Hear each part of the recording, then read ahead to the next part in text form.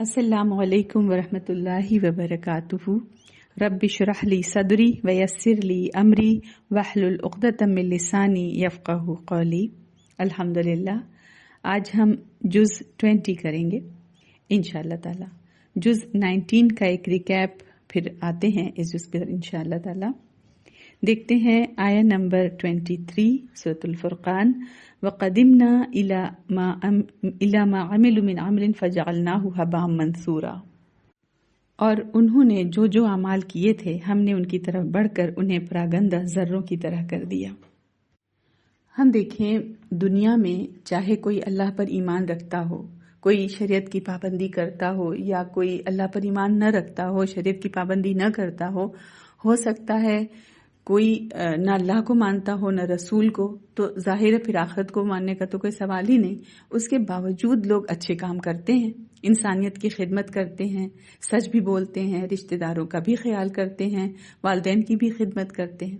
ये हमारा मुशाहिदा है, और मुशाहिदा बताता है हमको कि ये तो नहीं है कि सिर्फ अल्लाह पर ईमान रखने वाले अच्छे काम करते हैं और अल्लाह पर ईमान न रखने वाले कोई भी अच्छा काम नहीं करते तो हैं। फिर क्या होगा? कुछ जहनों में सवाल पैदा होता है कि फिर काफिरों के साथ क्या मामला होगा? वो भी तो अच्छे काम करते हैं, वो भी तो गुड डीड्स करते हैं। अब हमें क्या पता उनके साथ क्या होगा? हम तो नहीं कह सकते। न हमने उन काफिरों को बनाया, न हमने शरीयत दी, और न क़यामत लाना हमारे इख्तियार में है, न हम उनका हिसाब किताब करेंगे। इंसानों का हिसाब तो किताब हम नहीं करेंगे, है ना? तो फिर कौन हमें बताएगा कि उन कुफार के साथ क्या मामला होगा?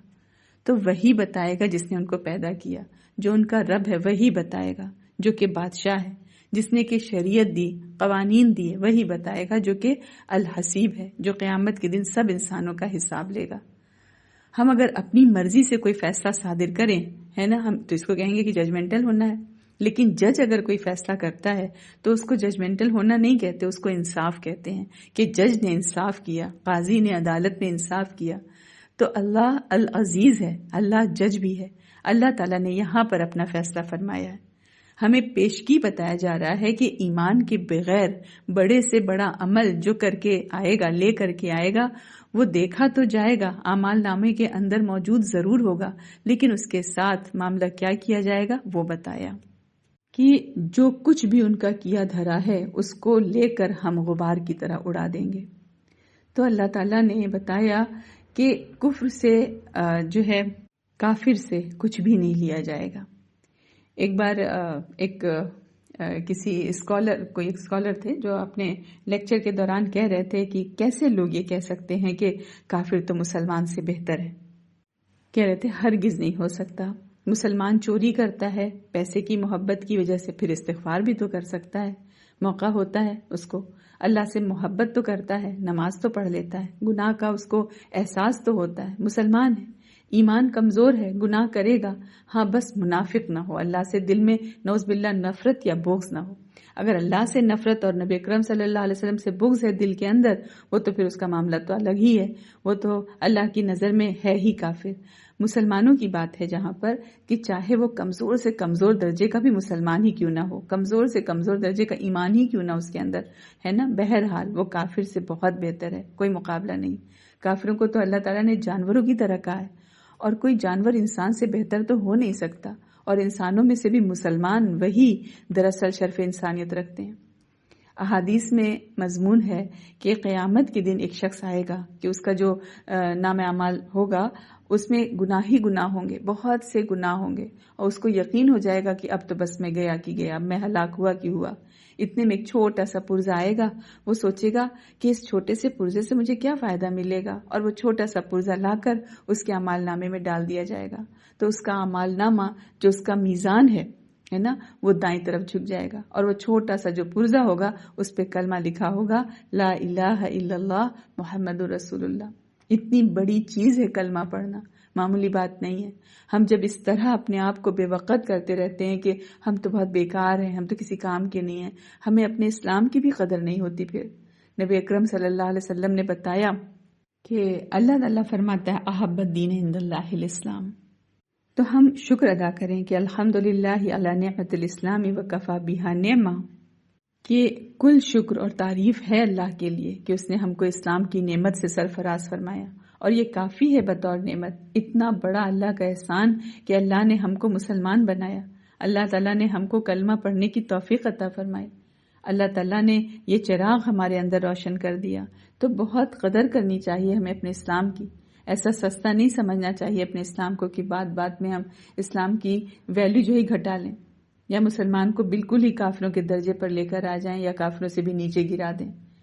کافر کتنا بھی اچھا کام کرتا ہو وہ دنیا میں ہے نا، یا تو اللہ اس کو اجر دے دے گا اسی دنیا میں۔ اللہ تعالیٰ تو بے انصاف ہے نہیں، اللہ تعالیٰ تو ظالم نہیں ہے، کسی نہ کسی طرح اللہ تعالیٰ جو ہے اس کو دنیا میں کچھ نہ کچھ دے دے گا۔ لیکن قیامت کے دن چونکہ اس کے اعمال جو ہے ایمان کے ساتھ نہیں تھے، کھوکھلے تھے، حق کا وزن نہیں تھا، تو لہٰذا بیکار ہوں گے قیامت کے دن، جیسے کہ ریت کے ذرات ہوا میں اڑتے ہوئے۔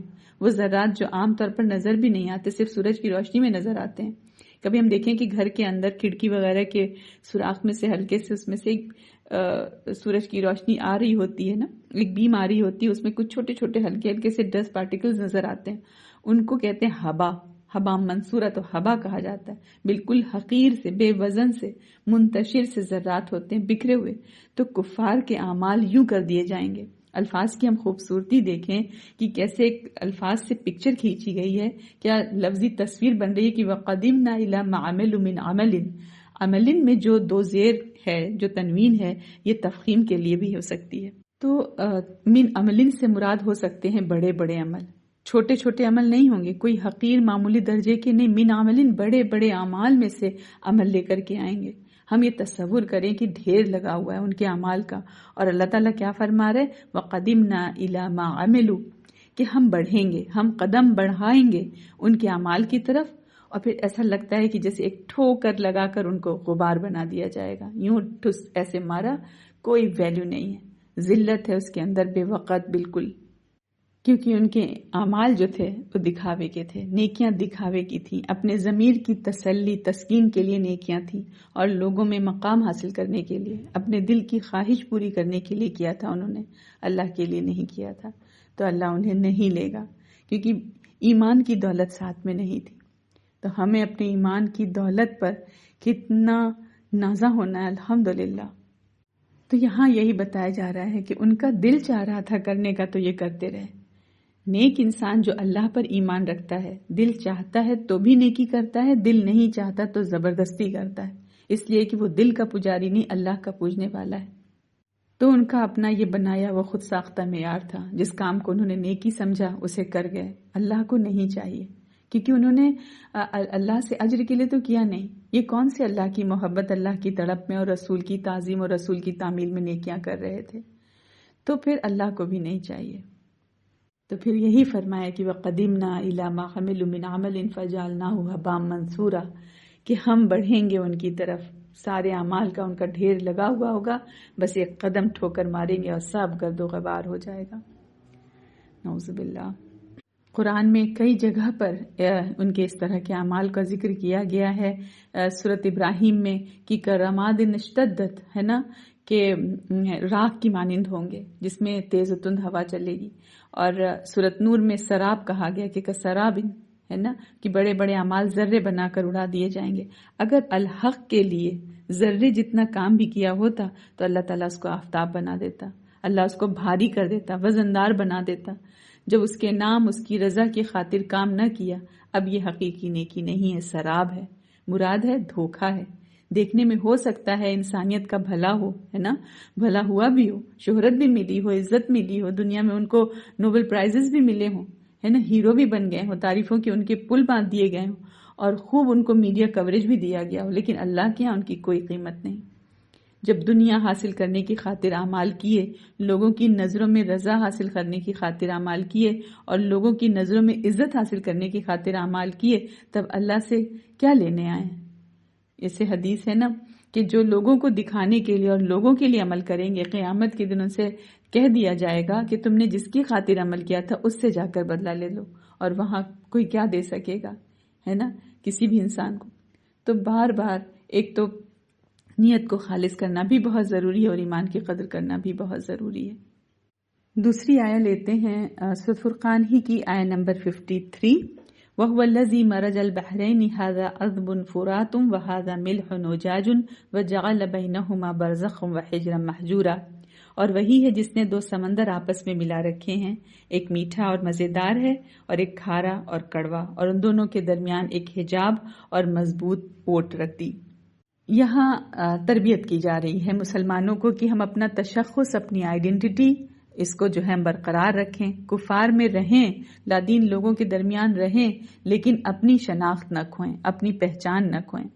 دو دریاؤں کا ذکر کر کے مثال سمجھائی گئی ہے کہ ہم دیکھیں دریاؤں میں کیا ہوتا ہے، بعض دفعہ بڑی طوفانی صورتحال پیدا ہوتی ہے، کبھی سمندروں کے اندر جو ٹائیڈل ویز اٹھتی ہیں، تو اسی طرح انسان جب نکلتا ہے، اس کا جب کلیش ہوتا ہے لوگوں سے، بعض دفعہ کڑوی کڑوی باتوں کا طوفان آ جاتا ہے. ایسے حالت پہ انسان اپنے کردار، اپنی زبان، اپنے اعمال نامے کی سلامتی کے ساتھ جو ہے وہاں پہ جدا ہو جائے، الگ ہو جائے. ایسا نہ ہو کہ یہ باتوں کا طوفان کہیں اس کی نیکیاں ہی اڑا کر لے کے چلا جائے، ہے نا. کیونکہ اللہ کے نام کے لیے اٹھے ہیں، اللہ کے کام کے لیے اٹھے ہیں، تو ہم اللہ کی خاطر سب کچھ ہم جو ہے اللہ کو یاد کر لیں، اور اللہ کی خاطر یہ مشکلات اگر آ رہی ہیں تو خاموشی کے ساتھ، تقوی کے ساتھ برداشت کر جائیں. یہ یہاں پر ہم مسلمانوں کو تربیت دی جا رہی ہے. بالکل جس طرح کڑوے پانی کے ساتھ رہتے ہوئے میٹھا پانی اپنی مٹھاس نہیں کھوتا، تو کڑوے لوگوں کے ساتھ رہ کر اپنی مٹھاس نہیں کھو دینی. بد مزاج لوگوں کے ساتھ رہ کر بد مزاج نہیں بن جانا، اپنا مزاج برقرار رکھنا ہے. کفار کے ساتھ رہ کر کافر نہیں ہو جانا، اپنے ایمان کی مٹھاس برقرار رکھنی ہے. اور یہاں پر دیکھیں جو عذبن فراتن کا ذکر آیا، عذبن کا مطلب ہوتا ہے میٹھا، فرات کا مطلب ہوتا ہے کاٹنا، توڑنا. تو عذبن فراتن مطلب پیاس کا مٹانے والا. دریائے فرات کہتے ہیں نا کہ اس کا میٹھا پانی ہے. تو ہم دیکھیں کہ بعض جگہ ایسا ہوتا ہے کہ دو دریا مل رہے ہوتے ہیں، لیکن بہت دور تک وہ دونوں دریا اپنا اپنا جو تشخص ہے وہ برقرار رکھتے ہیں. خاص طور پر جہاں دریا آ کر سمندر پر گرتا ہے، وہاں اوپر سے ایک لگتے ہیں کہ ایک ہے نا، لیکن دور ان کا جو ذائقہ فرق رہتا ہے. ایک کڑوا ہوتا ہے، دوسرا جو ہوتا ہے وہ میٹھا ہوتا ہے.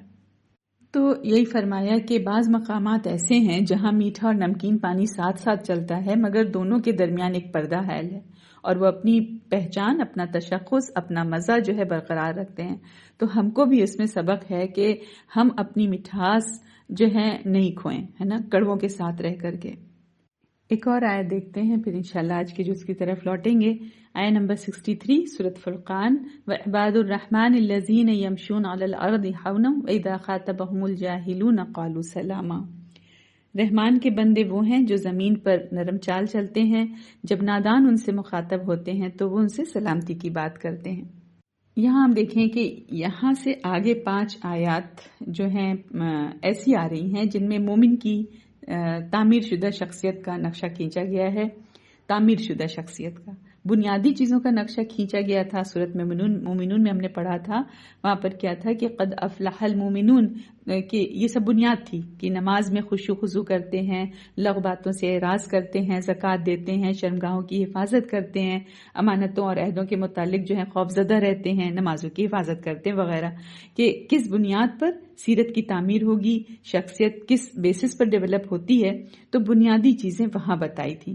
یہاں پر بھی والذین کی لسٹ آ رہی ہے کہ یمشون علی الارض ہونا، کہ زمین پر نرمی سے چلنے والے ہیں، راتوں کو سجدے اور قیام میں گزارتے ہیں، دعائیں مانگتے ہیں، اعتدال سے خرچ کرتے ہیں، اللہ کے علاوہ کسی کو نہیں پکارتے، زنا نہیں کرتے، جھوٹی گواہی نہیں دیتے، لغو چیز پر سے شرافت کے ساتھ گزر جاتے ہیں، اللہ کی آیات کا گہرا اثر قبول کرتے ہیں، اپنی فیملی کے لیے بھی دعا کرتے ہیں وغیرہ.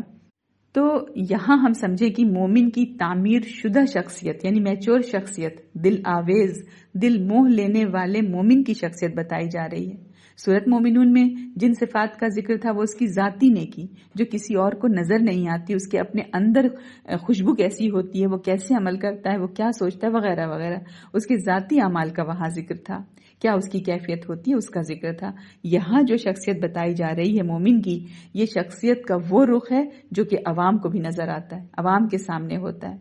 اس کردار سے لوگوں پر کیا اثر پڑتا ہے، کیا امپریشن پڑتا ہے، اس کا ذکر ہے.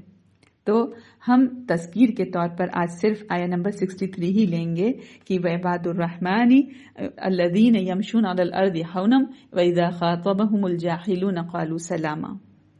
کہ رحمان کے بندے وہ ہیں جو زمین پر نرمی کے ساتھ چلتے ہیں اور جب نادان ان سے باتیں کرتے ہیں تو وہ سلامتی کی بات کرتے ہیں۔ فرمایا یہاں پر کہ رحمان کے اصلی بندے وہ ہیں جو زمین پر نرم چال تک چلتے ہیں۔ ہونن کا مطلب خاکساری کے ساتھ، سکینت کے ساتھ، وقار کے ساتھ چلتے ہیں، یعنی متکبرانہ انداز نہیں ہوتا۔ ہونن کا مطلب یہ نہیں کہ بالکل مریل طرح سے چلتے ہیں، مراد ہے ایک انداز ان کا یہ ہوتا ہے، اور چال کے اندر جو ہے زندگی گزارنے کا طریقہ ہم سمجھے آگے، باڈی لینگویج بھی ایسا لگ رہا ہے کہ باڈی لینگویج کی بات کی جا رہی ہے کہ ان کا انداز جو ہے بڑا نرم ہوتا ہے، عاجزانہ ہوتا ہے، غرور نہیں ہوتا، تکبر نہیں ہوتا، اکڑ کر پاؤں نہیں مار کر چلتے، ان کے چلنے میں، ان کے اٹھنے بیٹھنے میں کوئی چیز عجیب سی نہیں لگتی، اپنے کچھ ہونے کا ان کو احساس نہیں ہوتا، عاجزی ہوتی ہے، اللہ کا بندہ سمجھتے ہیں، اللہ کا غلام سمجھتے ہیں خود کو۔ جہاں تک چال کا تعلق ہے تو نبی اکرم صلی اللہ علیہ وسلم کے بارے میں آتا ہے کہ آپ کی چال میں تیزی تھی، جیسے مصروف لوگ چلتے ہیں اس طرح آپ چلتے تھے، یعنی ٹہل ٹہل کے نہیں چلا کرتے تھے، برسک پیس پہ چلتے تھے۔ اب کوئی اگر اپنے آپ کو نیک سمجھتا ہے اور پھر مریضوں کی طرح دھیمے دھیمے چلتا ہے تو یہ تصنع ہے کہ بہت ہی جھک کر چل رہے ہیں، بہت ہی آہستہ سے چل رہے ہیں کہ لوگ کہیں کہ واہ بھائی کیا متقی ہے نا۔ ایک دفعہ یہی واقعہ پیش آیا عمر رضی اللہ عنہ کے زمانے میں، ایک شخص کو انہوں نے دیکھا جو بہت ہی آہستہ چل رہا تھا، اس سے پوچھا کیا تم بیمار ہو؟ اس نے کہا نہیں، تو نے اپنا ڈنڈا اٹھایا اور کہا قوت کے ساتھ چل، اسلام بیمار نہیں ہے۔ ایک دفعہ پھر آپ نے کسی کو دیکھا کہ وہ اس طرح چل رہا ہے تو بہت ہی لاغر انداز میں، کمزوری کی طرح، تو عمر رضی اللہ عنہ نے فرمایا ظالم تو کیوں اسلام کو مارے ڈالتا ہے؟ تو ہم دیکھیں یہ بیچارگی نہیں ہونی چاہیے نا مومن کے ساتھ، لوگ اس کو بیچارہ نہیں سمجھیں کہ ارے بیچارہ کیسے کیا ہے نا۔ اکثر ہم دیکھتے ہیں نا لوگ بہت زیادہ ٹائٹ اسکارف لگا لیا، ایک دم ٹٹر کے بیٹھے ہیں، لوہے پھسے بنے بیٹھے ہیں، گٹھری بنے بیٹھے ہیں، مطلب پوز دے رہے ہوتے ہیں، بہت متقی، بہت دینی ہے۔ اس طرح سے ایسا تو کچھ بھی نہیں ہے، ایسا تو نہیں کرنا ہے، تو ایسا ہم نہیں کریں، ہے نا۔ ایک مناسب طریقہ جو ہے اس کے اندر ہم رہیں، ایک مناسب چال ہو، پہننا، اوڑھنا، اٹھنا بیٹھنا، نشست برخاست، یہ سب تمام چیزیں اس کے اندر آ گئی ہیں، ہے نا۔ اور پھر ہم آگے دیکھیں وَإِذَا خَاطَبَهُمُ الْجَاهِلُونَ قَالُوا سَلَامًا، جب جاہل ان کے منہ کو آئیں تو کہہ دیتے ہیں کہ تم پر سلام۔ یہاں جو جاہل لفظ آ رہا ہے یہ عالم کے مقابلے میں نہیں آ رہا ہے بلکہ جذباتی کے مقابلے میں آ رہا ہے۔ ان میں چونکہ عباد الرحمان میں حلم ہوتا ہے، انکساری ہوتی ہے، لہٰذا یہ جذباتی ریئیکشنری نہیں ہوتے، ان میں ٹھہراؤ ہوتا ہے۔ اگر جذباتی قسم کے لوگ غصے میں آ کے، جذبات میں آ کر ان سے بحث میں الجھتے ہیں تو یہ جواباً جہالت کا مظاہرہ نہیں کرتے، یعنی عباد الرحمان۔ ابھی ہم لوگ کو وہاں تک پہنچنا ہے، تو کیا کہتے ہیں وہ؟ قالوا سلاما، سلامتی کی بات کرتے ہیں، سمجھانے کی بات کرتے ہیں، اصلاح کی بات کرتے ہیں، یہ مطلب ہے سلامن کا۔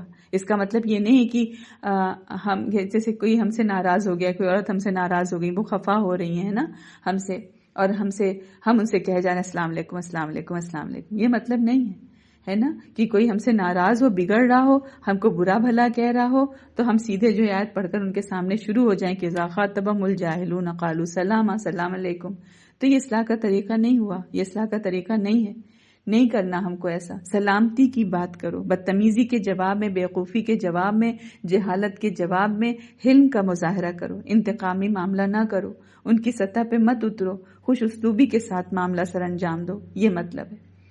اور ان کے اندر یہ ٹھہراؤ، یہ وقار، یہ حکمت، یہ تقویٰ کیسے آیا، پھر اسی پر بات آگے آیت میں ہوتی ہے۔ لیکن آج ہم لوگ یہیں تک کریں گے، آتے ہیں انشاءاللہ تعالیٰ آج کے جز نمبر 20 کی طرف۔ سورۃ النمل کنٹینیو ہو رہی ہے، آج ہے آیا 60 سے، دیکھتے ہیں آیا 60 سے 70۔ کیا یہ معبودان باطلہ بہتر ہیں یا وہ اللہ جس نے آسمانوں اور زمین کو پیدا کیا اور تمہارے لیے آسمان سے پانی اتارا، پھر ہم نے اس سے ایسے پر رونق باغ اگائے جن کے درخت اگانے کی تمہیں قدرت نہ تھی؟ کیا اللہ کے سوا کوئی اور معبود ہے؟ بلکہ یہ وہ لوگ ہیں جو غیر اللہ کو اللہ کے برابر ٹھہراتے ہیں۔ کیا یہ بت بہتر ہیں یا وہ اللہ جس نے زمین ٹھہرنے کے لائق بنائی اور اس کے درمیان نہریں بنائیں اور اس کے لیے اس نے پہاڑ بنائے اور 2 سمندروں کے درمیان آڑ رکھی؟ کیا اللہ کے ساتھ کوئی اور الہ ہے؟ نہیں، بلکہ ان کے اکثر علم نہیں رکھتے۔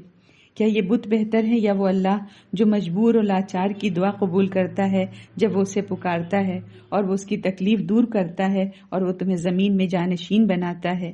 کیا اللہ کے ساتھ کوئی اور معبود ہے؟ تم کم ہی نصیحت حاصل کرتے ہو۔ کیا یہ بت بہتر ہے یا وہ اللہ جو تمہیں خشکی اور تری کے اندھیروں میں راہ دکھاتا ہے اور جو اپنی رحمت بارش سے پہلے بشارت والی ہوائیں بھیجتا ہے؟ کیا اللہ کے ساتھ کوئی اور معبود ہے؟ اللہ اس سے کہیں اعلیٰ ہے جسے وہ شریک ٹھہراتے ہیں۔ کیا یہ بت بہتر ہے یا وہ اللہ جو مخلوق کو پہلی بار پیدا کرتا ہے پھر اس کا اعادہ کرے گا، اور وہ جو تمہیں آسمان و زمین سے رزق دیتا ہے؟ کیا اللہ کے ساتھ کوئی اور الہ ہے؟ کہہ دیجئے اگر تم سچے ہو تو اپنی دلیل لے آؤ۔ کہہ دیجئے آسمانوں اور زمین میں اللہ کے سوا کوئی بھی غیب کی بات نہیں جانتا، اور وہ خود ساختہ معبود تو یہ بھی نہیں جانتے کہ وہ قبروں سے کب اٹھائے جائیں گے، بلکہ آخرت کے بارے میں ان کا علم ختم ہو چکا، بلکہ وہ آخرت کے متعلق شک میں ہیں، بلکہ وہ اس سے اندھے ہیں۔ اور کافروں نے کہا، کیا جب ہم اور ہمارے آبا اجداد مٹی ہو جائیں گے تو کیا ہمیں پھر قبروں سے نکالا جائے گا؟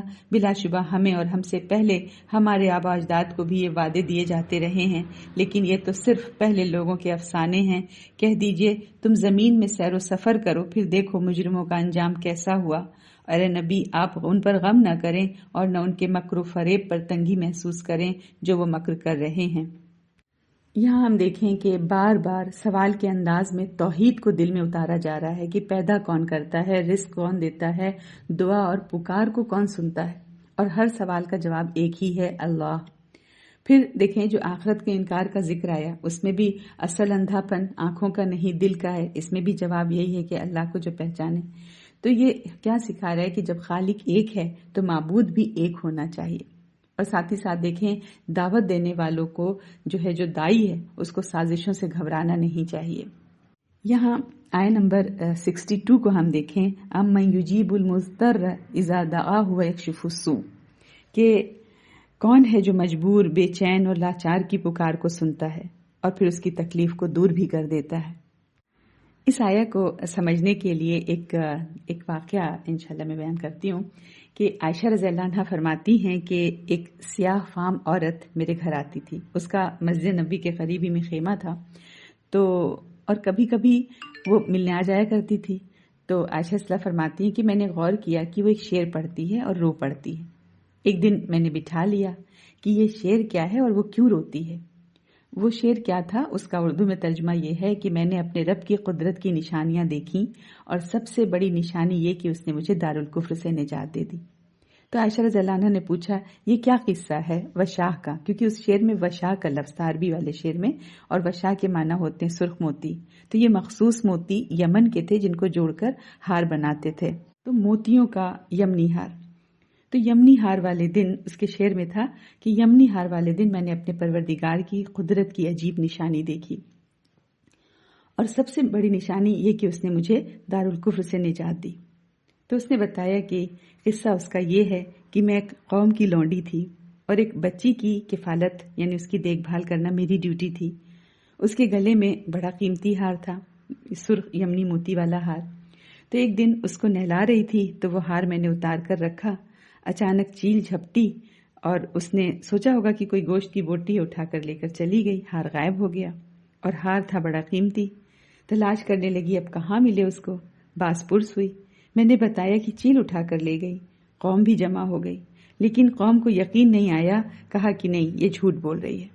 انہوں نے کہا کہ نہیں تم نے قیمتی ہار رکھ لیا ہے، یہاں تک کہ میری تلاشی لی، یہاں تک کہ پوری پنچایت کے سامنے مجھے کھڑا کر دیا گیا۔ جب سامان دیکھا اور ہار برآمد نہ ہوا تو آخری فیصلہ یہ ہوا کہ اس کو برہنہ کر دو، ہو سکتا ہے کہ اس نے جسم کے اندر کہیں ہار چھپایا ہو۔ اب یہ برہنگی کا احساس کتنا تکلیف دہ ہے۔ اس عورت کے دل میں اچانک یہ خیال آیا کہ میری یہ قوم جو شرک کرتی ہے لیکن جب کسی انتہائی مشکل میں مبتلا ہوتی ہے تو کسی اللہ کو پکارتی ہے، اس اللہ کو نہیں جانتی یہ لونڈی، مشکل حل ہو جاتی ہے۔ اس نے سوچا اس اللہ کا تعارف نہیں ہے اسے، اگر وہ لونڈی کسی ذات کو پکارے جس کا نام اللہ ہے تو مشکل حل ہو جائے، اس نے یہ سوچا۔ تو اس لونڈی نے دل ہی دل میں اسی اللہ کو پکارا، کوئی معرفت نہیں، کوئی تعارف نہیں ہے، بس اس نے پکار لیا کہ وہی اللہ ہے، قوم کی حاجتیں پوری کرتا ہے، وہی آج میری مشکل جو ہے مجھ سے ٹال دے گا۔ قوم موجود تھی، پنچایت موجود تھی، اور برہنگی کا وقت آیا کہ آیا۔ لباس اتارنے والے بھی پہنچ گئے، سب کے سامنے وہ چیل آئی اور وہ ہار پھینک کر چلی گئی۔ پوری قوم نے دیکھا، اللہ تعالیٰ کی قدرت دیکھی، اس کو پکارا جائے یقیناً مشکلات ٹل جاتے ہیں، اور وہ مشکل کشائی کرنے والا، حاجت روائی کرنے والا ہے۔ اس کے ساتھ کسی کو پکاریں، کسی کو شریک کریں تو کہاں ہے نا کہ فلاں مشکل کشا، فلاں حاجت روا، یہ تو دن رات اللہ تعالیٰ کی غیرت کو للکار رہے ہیں۔ ہماری مشکلات وہ ٹالے اور ہم کسی اور کا عقیدہ رکھیں، یہ کیا ہے؟ اب وہ لونڈی اس قوم سے بیزار ہو گئی، یہاں سے اللہ تعالیٰ کی قدرت اور آگے بڑھ رہی ہے۔ چیل نے ہار پھینکا اللہ کی قدرت سے، وہ لونڈی اس قوم سے بیزار ہو گئی۔ حالانکہ وہ لونڈی تھی، کہاں جائے، کوئی اس کی جائے پناہ نہیں سوائے اس کی قوم کے، مگر دل بیزار ہو گیا۔ دل ہی دل میں اس نے یہ بات ٹھان لی کہ مجھے اس قوم کو چھوڑ دینا ہے، میں نے ان کی خدمت کی، یہ صلہ دیا اس کا۔ اب یہ لونڈی رات کو سوتی نہیں تھی کہ کوئی قافلہ گزرے، رات کے اندھیرے میں اس میں شامل ہو جاؤں گی۔ تنہا نہیں جا سکتی تھی، جنگلات ہیں، جنگلی جانور ہیں، باقی معاملات ہیں، تو اس نے کہا دیکھا جائے۔ اللہ کو پکار چکی تھی، معرفت نہیں تھی۔ ایک رات ایک قافلے کے گزر کا شور ہوا، وہ لونڈی بغیر سوچے سمجھے کہ کون سا قافلہ ہے، کس کا قافلہ ہے، کہاں جا رہا ہے، اپنے خیمے سے نکلی اور رات کے اندھیرے میں اس قافلے میں شامل ہو گئی۔ اب اس لونڈی کی حیرت کی انتہا نہیں کہ اس قافلے کے جو لوگ ہیں وہ تو بات بات پر اسی اللہ کا نام لے رہے ہیں، کام شروع کرتے ہیں بسم اللہ، کھانا کھا رہے ہیں بسم اللہ، کھانا ختم ہوا الحمدللہ، کسی بلندی پر چڑھے اللہ اکبر، اتر رہے ہیں سبحان اللہ، اسی اللہ کا نام، بات بات پر اس اللہ کا نام، کبھی ماشاء اللہ، کبھی سبحان اللہ، کبھی لا الہ الا اللہ۔ اس لونڈی کا شوق اور بڑھ گیا۔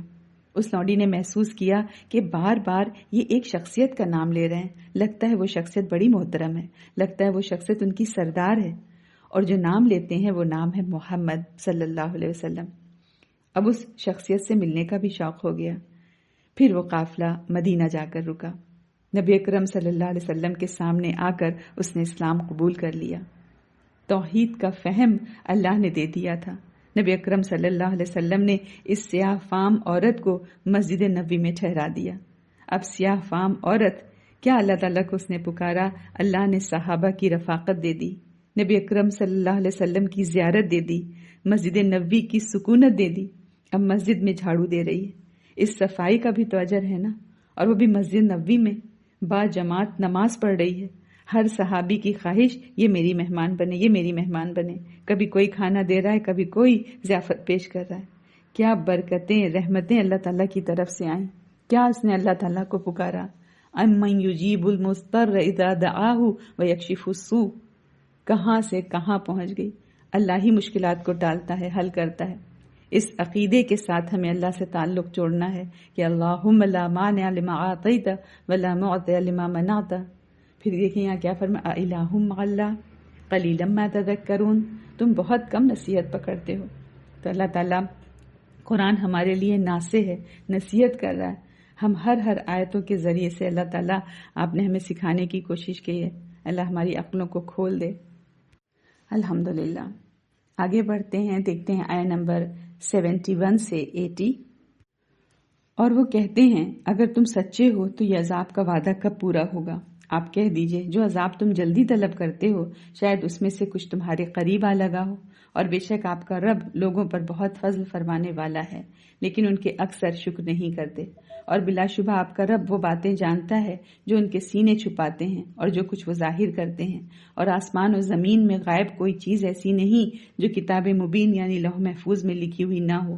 بے شک یہ قرآن بنی اسرائیل پر اکثر وہ باتیں بیان کرتا ہے جن میں اختلاف کرتے ہیں، اور بلا شبہ یہ قرآن مومنوں کے لیے ہدایت اور رحمت ہے۔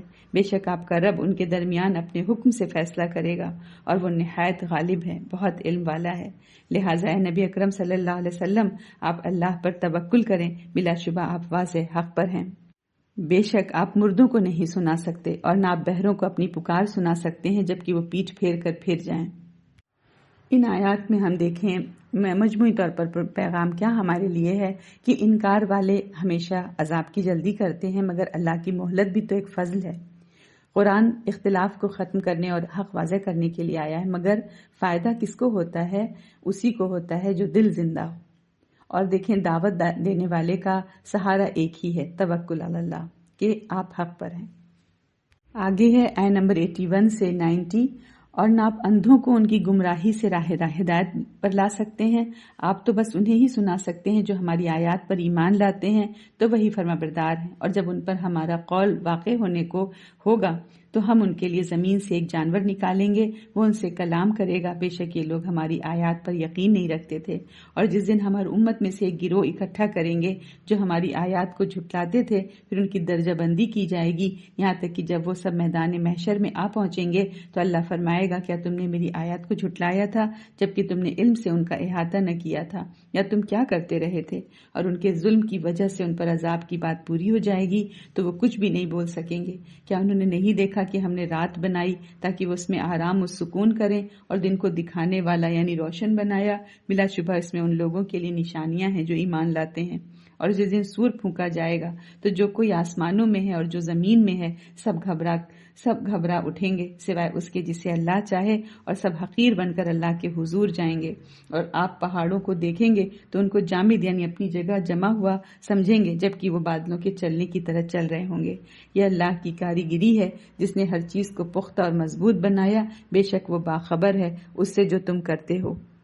جو شخص نیکی لائے گا تو اس کے لیے اس سے بہت بہتر بدلہ ہوگا، اور وہ اس دن ہر گھبراہٹ سے بے خوف ہوں گے۔ اور جو شخص بھلائی لائے گا تو ان کے منہ آگ میں اوندھے کر دیے جائیں گے، اور کہا جائے گا تم بس اسی کا بدلہ پاؤ گے جو تم عمل کرتے تھے۔ ان آیات میں دیکھیں کہ جو عمل کے پیغام ہمارے لیے ہیں وہ یہ ہے کہ ہدایت زبردستی نہیں دی جا سکتی، سنتا وہی ہے جس کا دل زندہ ہو۔ اور پھر قیامت کا منظر یاد دلایا جا رہا ہے کہ اس دن نہ دلیل چلے گی نہ بہانہ، صرف عمل کام آئے گا۔ رات اور دن، پہاڑ اور سور، سب اللہ کی قدرت کی نشانیاں ہیں۔ تو یہ حصہ کیا سکھا رہا ہے کہ آج عمل کر لو تاکہ کل جو ہے خوف کی جگہ جو ہے وہاں پر تمہیں امن ہو۔ اور یہاں دیکھیں دابت الارض کا جو ذکر آیا کہ ہم زمین سے ایک جانور نکالیں گے، وہ ان سے کلام کرے گا کہ بے شک یہ لوگ ہماری آیات پر یقین نہیں رکھتے تھے۔ تو قرآن نے صرف 3 باتیں بتائیں کہ وہ زمین سے نکلے گا، وہ لوگوں سے بات کرے گا، وہ یہ کہے گا کہ لوگ ہماری آیات پر یقین نہیں رکھتے تھے۔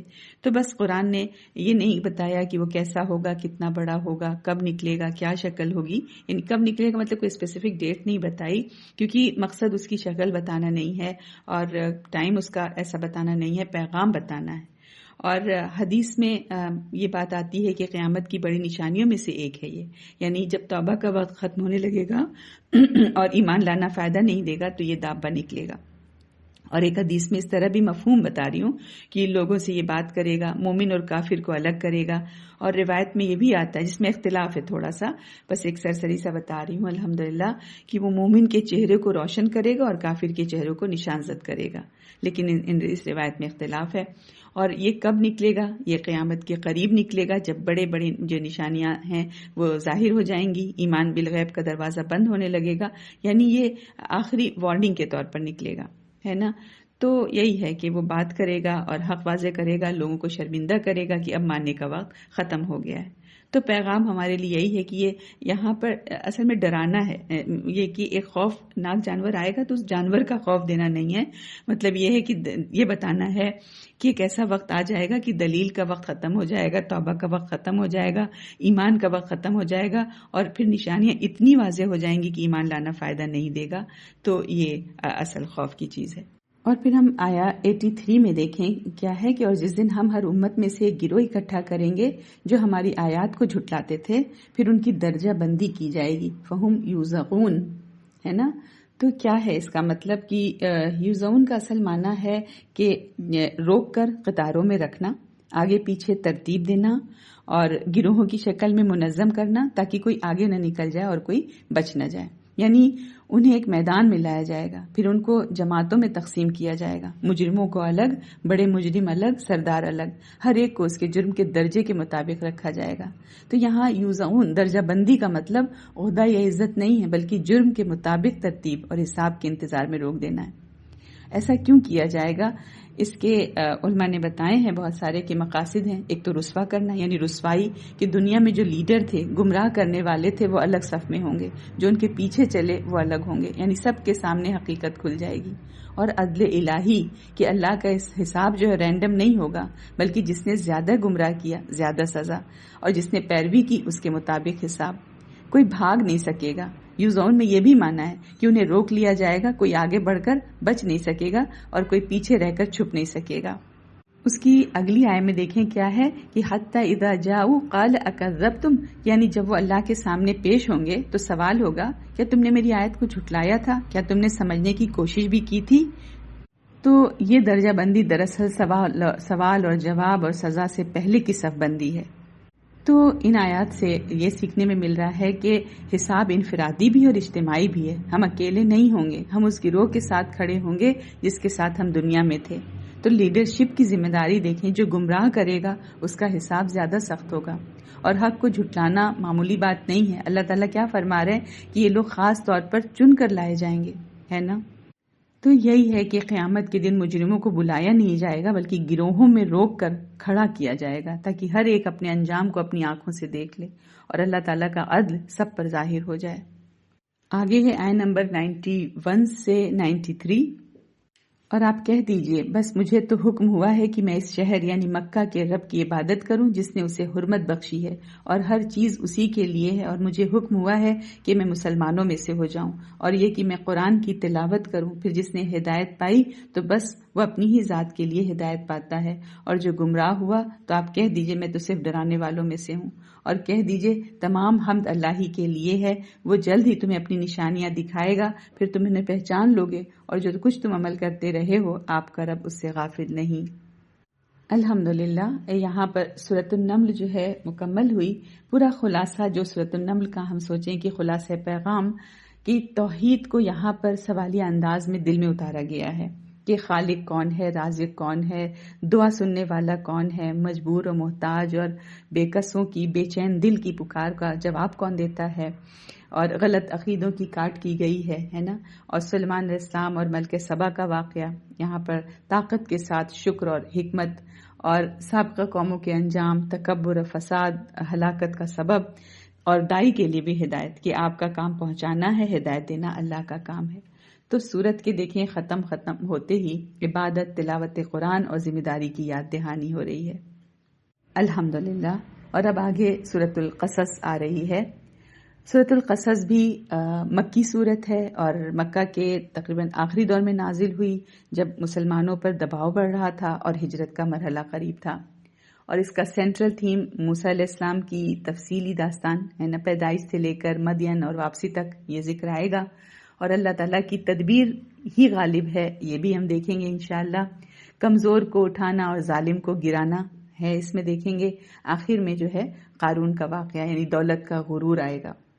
اور ابھی دیکھیں ہم نے سورۃ النمل پڑھی تو سورۃ النمل میں بھی موسیٰ علیہ السلام اور سلیمان علیہ السلام کا ذکر آیا ہے مگر اشارتاً آیا، اور سورۃ القصص میں موسیٰ علیہ السلام کی پوری جد و جہد کو تفصیل سے بیان کیا گیا ہے۔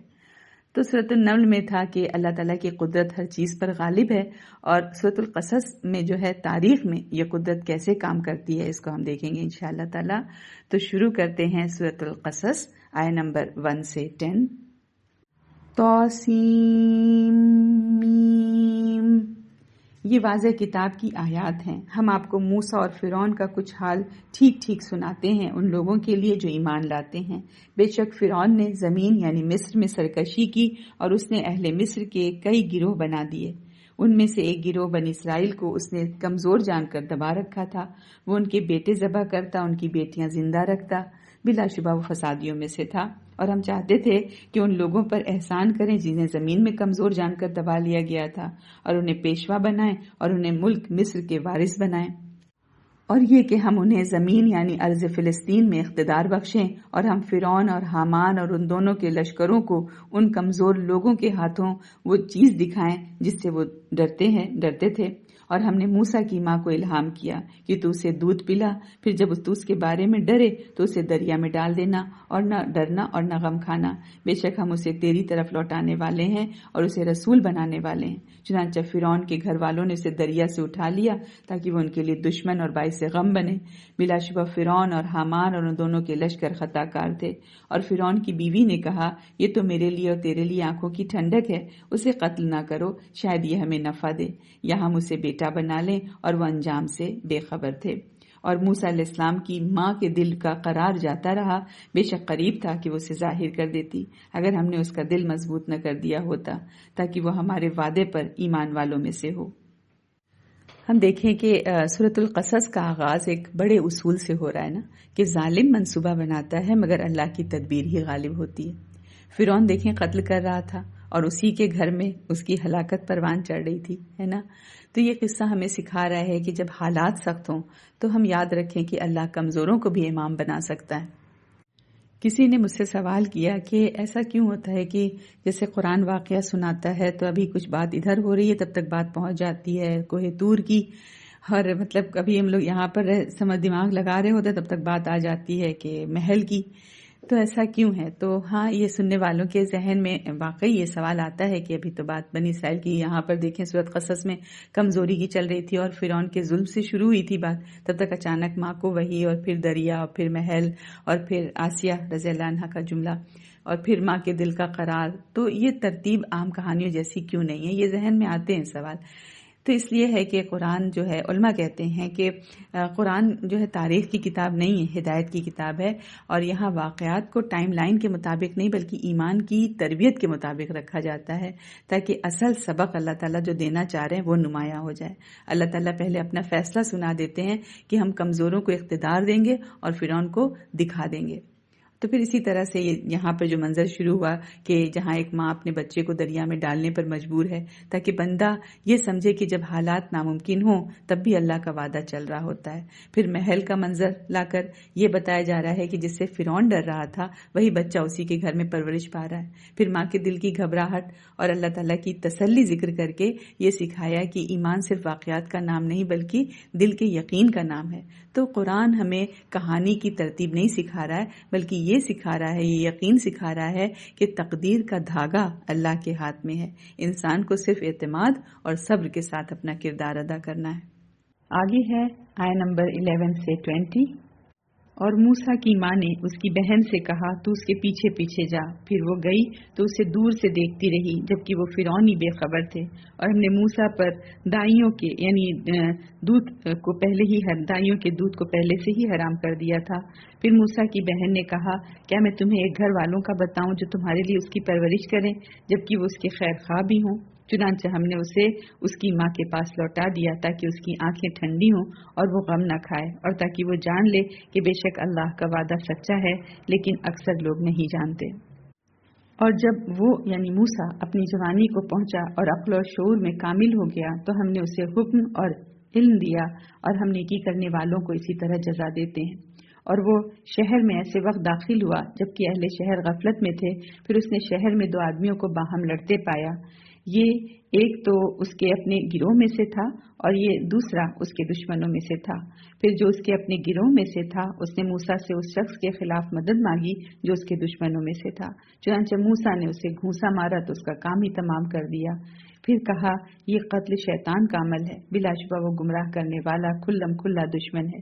موسیٰ نے کہا اے میرے رب، بے شک میں نے اپنی جان پر ظلم کیا ہے، لہٰذا تو میری مغفرت فرما۔ چنانچہ اللہ نے اسے بخش دیا، بلا شبہ وہ بہت بخشنے والا نہایت رحم کرنے والا ہے۔ موسیٰ نے کہا اے میرے رب، چونکہ تو نے مجھ پر انعام کیا ہے لہٰذا میں مجرموں کا مددگار ہرگز نہیں بنوں گا۔ پھر موسیٰ نے شہر میں ڈرتے ڈرتے ادھر ادھر دیکھتے صبح کی تو اچانک دیکھا کہ وہ شخص جس نے کل اس سے مدد مانگی تھی اسے مدد کے لیے پکار رہا ہے۔ موسیٰ نے اس سے کہا بلا شبہ تو صاف گمراہ شخص ہے۔ پھر جب موسیٰ نے ارادہ کیا کہ اس شخص کو پکڑے جو ان دونوں کا دشمن تھا تو وہ اسرائیلی بول اٹھا اے موسیٰ، کیا تو مجھے بھی قتل کرنا چاہتا ہے جیسے تو نے کل ایک شخص کو قتل کر دیا تھا؟ تو یہی چاہتا ہے کہ زمین میں ظلم و جبر کرتا پھرے، اور تو نہیں چاہتا کہ تو اصلاح کرنے والوں میں سے ہو۔ اور شہر کے پرلے کنارے سے ایک شخص دوڑتا آیا اور اس نے کہا موسیٰ، بلا شبہ دربار والے تیرے خلاف مشورہ کر رہے ہیں کہ تجھے قتل کر ڈالیں، لہٰذا تو نکل جا، بے شک میں تیرے خیر خواہوں میں سے ہوں۔ ان آیات میں ہم دیکھیں گے یہاں ہمیں موسیٰ علیہ السلام کی زندگی کا انسانی پہلو دکھایا جا رہا ہے کہ غلطی ہوئی، فوراً توبہ کی اور اللہ نے بخش بھی دیا۔ موسیٰ علیہ السلام فرعون کے محل میں ضرور پلے بڑھے لیکن دل سے موحد تھے، اسی لیے جب ایک مظلوم کی مدد کرتے ہوئے ان کے ہاتھ سے ایک آدمی کا قتل یعنی قتل خطا ہو گیا تو فوراً انہوں نے پکارا کہ رب انی ظلمت نفسی، کہ اللہ مجھ سے خطا ہو گئی، اور توبہ کیا انہوں نے، ہے نا۔ تو یہی ہے کہ ظلم کو ظلم سمجھنے والا دل بھی تھا ان کا۔ تو یہ واقعہ ہمیں سکھا رہا ہے کہ نیکی کا جذبہ اگر حکمت کے بغیر ہو تو نقصان بھی ہو سکتا ہے۔ اور یہ بھی کہ ہر وہ شخص جو کہ مدد مانگے لازماً ملزوم نہیں ہوتا. اسی لیے دوسرے دن وہی آدمی پھر جھگڑا کرتے ہوئے نظر آیا تو موسیٰ علیہ السلام نے اسے ڈانٹا. تو اللہ نے یہ مکالمہ اس لیے ذکر کیا تاکہ ہمیں بصیرت ملے کہ جذباتی فیصلے انسان کی زندگی کا رخ بدل دیتے ہیں. یہ ایک واقعہ موسیٰ علیہ السلام کی دیکھیں، پھر ہجرت اور تنہائی اور مدین کا سفر اور پھر نبوت کی تیاری کا ذریعہ بھی بنا. تو پیغام یہ ہے کہ اللہ اپنے چنے ہوئے بندوں کو پہلے آزمائش، غلطی، توبہ اور صبر کے مراحل سے گزار کر تیار کرتا ہے، اور انسان کی ایک سچی توبہ اسے اللہ کے بہت قریب لے آتی ہے. آگے ہے آیت نمبر 21 سے 30. تو موسیٰ اس شہر سے ڈرتے سہمتے ادھر ادھر دیکھتے نکلا اور اس نے کہا، اے میرے رب تو مجھے ظالم قوم سے نجات دے. اور جب اس نے مدین کا رخ کیا تو کہا، امید ہے کہ میرا رب مجھے سیدھی راہ کی ہدایت دے گا. اور جب وہ مدین کے پانی یعنی کنویں پر پہنچا تو اس پر اس نے لوگوں کا ایک گروہ پایا. وہ اپنے مویشیوں کو پانی پلا رہے تھے اور ان کے علاوہ 2 عورتوں کو دیکھا جو اپنے جانور روکے کھڑی تھیں. موسیٰ نے کہا، تمہارا کیا معاملہ ہے؟ ان دونوں نے کہا، ہم پانی نہیں پلاتی یہاں تک کہ چرواہے اپنے مویشی واپس لے جائیں، جبکہ ہمارا باپ بڑی عمر کا بوڑھا ہے. چنانچہ اس نے ان دونوں کی خاطر پانی پلایا. پھر وہ پیچھے سائے کی طرف ہٹایا اور کہا، اے میرے رب بے شک تو میری طرف جو بھی خیر نازل کرے میں اس کا محتاج ہوں. پھر ان دونوں میں سے ایک لڑکی شرم و حیا سے چلتی اس کے پاس آئی. اس نے کہا، بے شک میرے والد تجھے بلاتے ہیں تاکہ وہ تجھے اس کی مزدوری دیں جو تو نے ہماری خاطر پانی پلایا. پھر جب موسیٰ اس کے پاس آیا اور اسے سارا قصہ سنایا تو اس نے کہا، تو مت ڈر، تو نے اس ظالم قوم سے نجات پا لی ہے. ان دونوں میں سے ایک لڑکی نے کہا، اے بابا جان اسے اجرت پر رکھ لیجئے. بلا شبہ بہترین شخص جسے آپ اجرت پر رکھیں وہی ہو سکتا ہے جو طاقتور اور امین ہو. اس نے موسیٰ سے کہا، میں چاہتا ہوں کہ اپنی ان دونوں بیٹیوں میں سے ایک کا نکاح تجھ سے اس شرط پر کر دوں کہ تو 8 سال میری نوکری کرے. پھر اگر تو 10 سال پورے کرے تو تیری مہربانی ہوگی اور میں تجھ پر سختی نہیں کرنا چاہتا. انشاءاللہ بے شک تو مجھے نیک لوگوں میں سے پائے گا. موسیٰ نے کہا، یہ میرے اور آپ کے درمیان معاہدہ ہے. میں 2 مدتوں میں سے جو بھی پوری کر لوں تو مجھ پر کوئی زیادتی نہیں ہوگی، اور جو کچھ ہم کہہ رہے ہیں اس پر اللہ نگران ہے. پھر جب موسیٰ نے وہ مدت پوری کر لی اور اپنی اہلیہ کو لے کر چلا تو اس نے کوہ طور کی ایک جانب سے آگ دیکھی. اس نے اپنی اہلیہ سے کہا، تم یہیں ٹھہرو، بے شک میں نے آگ دیکھی ہے. شاید میں وہاں سے تمہارے پاس کوئی خبر یا آگ کا انگارہ لے آؤں تاکہ تم تاپ سکو. پھر جب وہ اس کے پاس پہنچا تو اسے وادی کے دائیں کنارے ایک مبارک جگہ میں ایک درخت سے آواز دی گئی، اے موسیٰ یقیناً میں اللہ ہی ہوں سب جہانوں کا رب. ان آیات میں ہم دیکھیں جو پوری کیا باتیں بیان کی گئی ہیں کہ موسیٰ علیہ السلام کا مصر سے نکلنا، مدین پہنچنا، کنویں پر کمزور لڑکیوں کی مدد کرنا، پھر ایک صالح گھرانے میں پناہ ملنا، نکاح ہونا، مدت پوری کر کے واپسی کا سفر، اور پھر راستے میں طور کے پاس آگ دیکھ کر اس مقدس وادی میں اللہ کی پکار سننا. یہ سب ایک مسلسل تربیتی سفر کے طور پر بیان ہوا. تو پیغام یہ دیا جا رہا ہے کہ جب بندہ اللہ کے لیے قدم چھوڑتا ہے تو اللہ اس کے لیے نئے دروازے کھول دیتا ہے. خوف سے نکلا ہوا شخص امن پاتا ہے، تنہا مسافر کو گھر ملتا ہے اور بے روزگار کو رزق ملتا ہے. اور اس واقعے کو اس تفصیل سے لانے کا مقصد یہ دکھانا ہے کہ اللہ کی تقدیر جو ہے خاموشی سے کام کر رہی ہوتی ہے. جسے فرعون قتل کرنا چاہتا تھا وہی اس کے نظام سے نکل کر اللہ کی حفاظت میں مدین پہنچا، پھر وہیں سے رسالت کے لیے تیار کیا جاتا ہے. ہمیں سے یہ سبق ملتا ہے کہ پاکیزہ کردار جیسے کہ لڑکیوں کی مدد کی، حیا اور امانت اور محنت اور صبر اللہ کی نصرت کو کھینچ لاتے ہیں. اور ہجرت اور تنہائی کے ادوار دراصل اللہ کی طرف سے بڑی ذمہ داریوں کی تیاری ہوتے ہیں. آگے آیت نمبر 31 سے 40. اور یہ بھی کہا گیا جب وہ وہاں پہنچتے ہیں کہ تم مبارک جگہ میں ہو جہاں پہ اللہ تعالیٰ کی آواز آئی. تو آگے یہاں پر ہے کہ اور یہ بھی کہا گیا کہ تو اپنا عصا ڈال دے. پھر جب موسیٰ نے عصا کو دیکھا کہ وہ سانپ کی طرح حرکت کر رہا ہے تو وہ پیٹ پھیر کر پیچھے ہٹا، اور اس نے پیچھے مڑ کر بھی نہ دیکھا. اللہ نے فرمایا، اے موسیٰ تو آگے اور مت تو آگے آ اور مت ڈر، بلا شبہ تو امن والوں میں سے ہے. اپنا ہاتھ اپنے گریبان میں ڈال، پھر نکال تو وہ سفید چمکتا ہوا بے عیب نکلے گا، اور خوف سے بچنے کے لیے اپنا بازو اپنی طرف ملا لے. چنانچہ تیرے رب کی طرف سے یہ دونوں معجزے فرعون اور اس کے درباریوں کی طرف بھیجنے کے لیے ہیں، بلا شبہ وہ نافرمان لوگ ہیں.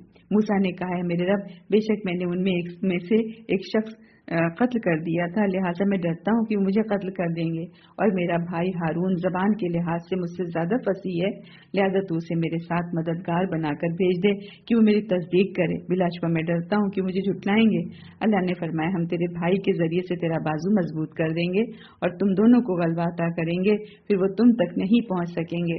ہماری نشانیوں کے ساتھ جاؤ تم دونوں، اور جنہوں نے تمہاری پیروی کی غالب رہیں گے۔ اور پھر جب موسیٰ ہماری کھلی نشانیوں کے ساتھ ان کے پاس پہنچا تو وہ بولے یہ تو بس گھڑا ہوا جادو ہے، اور ہم نے اپنے پہلے آباء اجداد میں تو یہ باتیں کبھی نہیں سنی۔ اور موسیٰ نے کہا میرا رب اسے خوب جانتا ہے جو اس کی طرف سے ہدایت لے کر آیا اور جس کا آخرت کا انجام بہتر ہوگا، بے شک تم ظالم فلاح نہیں پاتے۔ اور فرعون نے کہا اے درباریوں، میں تو اپنے سوا تمہارا کوئی معبود نہیں جانتا، لہٰذا اے حامان تو میرے لیے گارے کی یعنی اینٹوں کو آگ دے، پھر میرے لیے ایک محل بنا تاکہ میں اس پر چڑھ کر موسیٰ کے معبود کی طرف جھانکوں، اور بلا شبہ میں اسے جھوٹا سمجھتا ہوں۔ اور اس فرعون نے اس کے لشکروں نے زمین مصر میں ناحق تکبر کیا، اور انہوں نے سمجھ رکھا تھا کہ بے شک انہیں ہماری طرف لوٹایا نہیں جائے گا، چنانچہ ہم نے اسے اور اس کے لشکروں کو پکڑا اور ہم نے انہیں سمندر میں پھینک دیا، تو دیکھو ان ظالموں کا انجام کیسا ہوا۔ یہ جو واقعہ چل رہا ہے موسیٰ علیہ السلام کا، تو اس پورے تسلسل کا پیغام یہ ہے کہ اللہ تعالیٰ جب کسی کو مشن دیتا ہے تو اس کی کمزوریاں بھی جانتا ہے اور اس کا حل بھی دیتا ہے۔ حق کو دلیل کے ساتھ پیش کرنا بندے کا کام ہے، اور نتیجہ اللہ کے ہاتھ میں ہے۔ کہ ان کو خوف تھا، ان کا ایک ماضی تھا، کمزوری تھی ان کی، مگر ساتھ اللہ کا وعدہ بھی تھا، اور فرعون کا تکبر جو ہے اسے ڈبو گیا، اور موسیٰ علیہ السلام کا توکل انہیں غالب کر گیا۔ تو یہ کیا اس سے ہمیں سبق مل رہا ہے کہ حق کے راستے میں خوف تو آ سکتا ہے، مگر انجام ہمیشہ اللہ کے وعدے کے مطابق ہوتا ہے۔ تو غرور، اقتدار اور جھوٹا خدائی جو دعویٰ تھا انسان کو تباہی تک لے گیا، یعنی سچائی کے ساتھ کھڑے ہو جاؤ، یہ ہمارے لیے سبق ہے۔ اللہ کی مدد شامل حال ہوگی، اور باطل چاہے کتنا بھی طاقتور ہو اس کا انجام زوال ہی ہے۔ اور ہم یہاں پر یہ دیکھیں کہ جو موسیٰ علیہ السلام کہہ رہے ہیں کہ اے اللہ تعالیٰ میرے بھائی کو میرا مددگار بنا دے، تو اس میں ہمارے لیے ایک سبق ہے کہ بے شک اللہ پر کامل بھروسہ ہے، تو اللہ پر کامل بھروسہ رکھنے کا مطلب یہ نہیں ہے کہ انسان ظاہری اسباب کو چھوڑ دے، بلکہ یہ ہے کہ وہ اپنی کمی کو بھی پہچانے، اہل آدمی جو ہو اس کو ساتھ لے اور کام کو مل کر کرے۔ تو جو اللہ تعالیٰ یہ فرماتے ہیں کہ ہم تمہارے بھائی کے ذریعے تمہارا بازو مضبوط کر دیں گے، تو یہ صرف ہارون علیہ السلام کی شمولیت نہیں ہے، بلکہ یہ ایک جذباتی تسلی بھی ہے کہ تم اکیلے نہیں ہو، ہمارا ساتھ تو ہے ہی الحمدللہ، اور تمہارا اپنا بھی ساتھ ہے، یعنی اللہ بندے کو روحانی سہارا بھی دے رہا ہے، انسانی سہارا بھی عطا کر رہا ہے۔ اس میں دیکھیں دعوت کے کام کرنے والوں کے لیے بڑا سبق ہے کہ تنہائی میں بوجھ بھاری ہو جاتا ہے، لیکن جب مخلص ساتھی یا کوئی اپنا عزیز مل جائے تو راستہ آسان ہو جاتا ہے، اور یہ بھی کہ مدد مانگنا کمزوری نہیں ہے بلکہ حکمت اور اخلاص کی علامت ہے۔ آگے ہے آیت نمبر 41 سے 50۔ اور ہم نے انہیں آگ کی طرف بلانے والے سرغنے بنا دیا، اور یوم قیامت ان کی کوئی مدد نہیں کی جائے گی، اور ہم نے اس دنیا میں لعنت ان کے پیچھے لگا دی، اور قیامت کے دن وہ بدحالوں میں سے ہوں گے۔ اور بلا شبہ ہم نے پہلی امتوں کو ہلاک کرنے کے بعد موسیٰ کو کتاب دی، لوگوں کی بصیرت، ہدایت اور رحمت کے لیے، تاکہ وہ نصیحت حاصل کریں۔ اور اے نبی، جب ہم نے موسیٰ پر امر خاص کی وحی کی تو آپ طور کی مغربی جانب نہیں تھے، اور نہ آپ اس واقعے کے گواہ تھے، لیکن ہم نے کئی امتیں پیدا کی، پھر ان کی عمریں طویل ہوئیں، اور آپ اہل مدین میں نہیں رہتے تھے کہ ان پر ہماری آیات تلاوت کرتے، لیکن ہم ہی رسول بھیجنے والے تھے۔ اور آپ طور کی جانب نہیں تھے جب ہم نے موسیٰ کو پکارا تھا، لیکن یہ وحی تو آپ کے رب کی طرف سے رحمت ہے، تاکہ آپ ان لوگوں کو ڈرائیں جن کے پاس اس سے پہلے کوئی ڈرانے والا نہیں آیا، شاید کہ وہ نصیحت حاصل کریں۔ اور اگر یہ بات نہ ہوتی کہ لوگوں کے ہاتھوں کے آگے بھیجے ہوئے اعمال کی وجہ سے ان پر کوئی مصیبت آتی تو وہ کہتے اے ہمارے رب، تو نے ہماری طرف کوئی رسول کیوں نہ بھیجا، پھر ہم تیری آیات کا اتباع کرتے اور ہم مومنوں میں سے ہو جاتے، تو ہم رسول نہ بھیجتے۔ لہٰذا جب ہماری طرف سے ان کے پاس حق یعنی قرآن آ گیا تو وہ کہنے لگے اسے ویسے معجزے کیوں نہیں دیے گئے جیسے موسیٰ کو دیے گئے تھے؟ کیا وہ ان معجزات کا انکار نہیں کر چکے جو اس سے پہلے موسیٰ کو دیے گئے تھے؟ انہوں نے کہا یہ دونوں ایک دوسرے کے مددگار جادوگر ہیں، اور انہوں نے کہا بلا شبہ ہم ایک کے منکر ہیں، ہم ہر ایک کے منکر ہیں۔ کہہ دیجئے اگر تم سچے ہو تو اللہ کے پاس سے کوئی ایسی کتاب لے آؤ جو ان دونوں سے زیادہ ہدایت والی ہو، تاکہ میں بھی اس کا اتباع کروں۔ تو پھر اگر وہ آپ کی بات قبول نہ کریں تو جان لیجئے کہ وہ صرف اپنی خواہشوں کی پیروی کر رہے ہیں، اور اس سے زیادہ گمراہ کون ہو سکتا ہے جو اللہ کی طرف سے ہدایت کے بغیر اپنی خواہش کی پیروی کرے۔ بلا شبہ اللہ ظالم لوگوں کو ہدایت نہیں دیتا۔ یہاں ہم دیکھیں کہ خطاب نبی اکرم صلی اللہ علیہ وسلم کی طرف آ رہا ہے کہ آپ تو اس وقت موجود نہیں تھے جب ہم نے موسیٰ علیہ السلام کو کتاب دی، آپ مدین والوں میں بھی نہیں تھے، آپ طور کے پاس بھی نہیں تھے، یعنی یہ سارے واقعات آپ نے اپنی آنکھوں سے تو دیکھے نہیں، پھر آپ کو یہ سب کیسے معلوم ہوا؟ تو اس سوال کا مقصد دراصل یہ بتانا ہے کہ یہ قرآن انسانی روایت یا سنی سنائی کہانی نہیں ہے، بلکہ خالص وحی ہے۔ اللہ خود اپنے رسول کی سچائی کو ثابت کر رہا ہے کہ جو شخص ان اوقات میں موجود ہی نہیں تھا وہ اتنی درست تفصیل بیان نہیں کر سکتا جب تک کہ اسے اللہ نہ بتائے۔ پھر آگے یہ بتایا گیا کہ پہلے لوگوں پر مدتیں گزر گئیں، ہدایت بھلا دی گئی، اس لیے اللہ نے یہ کتاب بھیجی تاکہ لوگوں پر حجت پوری ہو جائے اور وہ یہ عذر نہ کر سکیں کہ ہمارے پاس کوئی خبردار کرنے والا نہیں آیا تھا۔ پھر آخر میں دیکھیں کیا کہا گیا کہ جب ان کے پاس حق آتا ہے تو کہتے ہیں موسیٰ کو جو دیا گیا وہ ہمیں کیوں نہیں دیا گیا، حالانکہ وہ پہلے موسیٰ کی دی چیزوں کا بھی تو انکار کر چکے تھے۔ یعنی مسئلہ دلیل کا ہے ہی نہیں، ضد کا ہے اور خواہش کا ہے۔ تو اس پورے حصے کا سمجھیں کہ جو پیغام ہے وہ یہ ہے کہ قرآن اللہ کی طرف سے ہے، رسول کی سچائی جو ہے خود اللہ تعالیٰ ثابت کر رہا ہے، ہدایت آ جانے کے بعد کوئی عذر باقی نہیں رہتا، اور جو لوگ حق کو ماننے کے بجائے مسلسل مطالبے اور اعتراض کر رہے ہیں تو وہ دراصل ماننے ہی نہیں ہے ان کو۔ آگے ہے آیت نمبر 51 سے 60، اور بلا شبہ ہم انہیں لگاتار اپنی ہدایت و نصیحت کی باتیں پہنچاتے رہے تاکہ وہ نصیحت حاصل کریں۔ وہ لوگ جنہیں ہم نے اس قرآن سے پہلے کتاب دی تھی وہی اس پر ایمان لاتے ہیں، اور جب ان پر قرآن کی تلاوت کی جاتی ہے تو وہ کہتے ہیں ہم اس پر ایمان لائے، بے شک یہ ہمارے رب کی طرف سے حق ہے، بلا شبہ ہم تو اس سے پہلے ہی مسلمان تھے۔ ان لوگوں کو ان کا دوبار اجر دیا جائے گا کیونکہ انہوں نے صبر کیا اور وہ بھلائی کے ساتھ برائی کو دور کرتے ہیں، اور جو ہم نے انہیں رزق دیا ہے اس میں سے خرچ کرتے ہیں، اور جب وہ لغو بات سنتے ہیں تو وہ اس سے منہ موڑ لیتے ہیں اور کہتے ہیں ہمارے لیے ہمارے اعمال ہیں، تمہارے لیے تمہارے اعمال ہیں، تمہیں سلام ہو، ہم جاہلوں کو نہیں چاہتے۔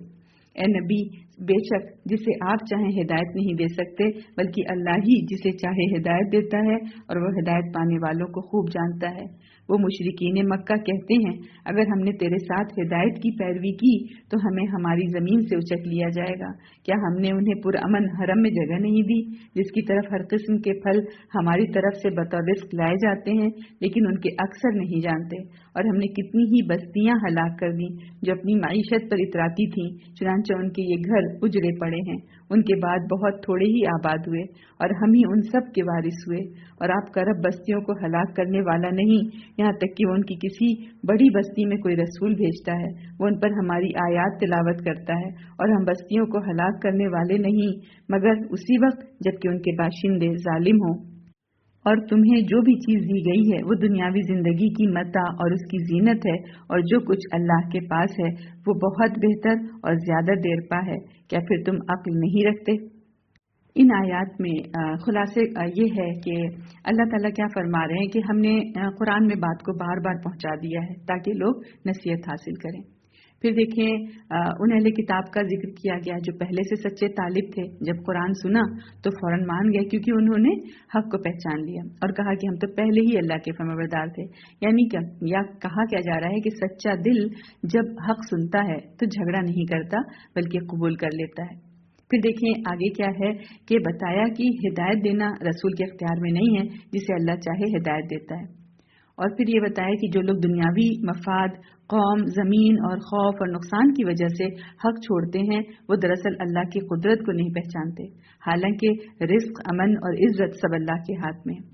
اور پھر دیکھیں کہ آخر میں دنیا کی زندگی کی حقیقت بتائی کہ یہ وقتی فائدہ ہے، اصل کامیابی وہ ہے جو آخرت میں ملے گی۔ تو پیغام یہ ہے کہ سچا طالب حق قرآن سے جڑ کر ہدایت پا لیتا ہے اور ضدی دل بہانے بناتا ہے، اور جو اللہ پر بھروسہ کرے وہ دنیا کے خوف سے حق کو نہیں چھوڑتا، کیونکہ اصل کامیابی دنیا نہیں بلکہ آخرت ہے۔ آگے ہے آیت نمبر 61 سے 70۔ بھلا وہ شخص جسے ہم نے اچھا وعدہ دیا پھر وہ اس وعدے کو پانے والا ہے، کیا اس شخص جیسا ہے جسے ہم نے دنیاوی زندگی کی متاع دی، پھر وہ قیامت کے دن عذاب میں حاضر کیے جانے والے لوگوں میں سے ہوگا؟ اور جس دن اللہ انہیں پکارے گا پھر وہ کہے گا میرے وہ شریک کہاں ہیں جنہیں تم میرا شریک سمجھتے تھے؟ وہ لوگ جن پر حکم یعنی عذاب ثابت ہو چکا کہیں گے اے ہمارے رب یہی وہ لوگ ہیں جنہیں ہم نے گمراہ کیا، ہم نے انہیں ایسے گمراہ کیا جیسے ہم خود گمراہ ہوئے تھے۔ ہم تیرے سامنے اظہار برات کرتے ہیں کہ وہ ہماری عبادت کیا ہی نہیں کرتے تھے۔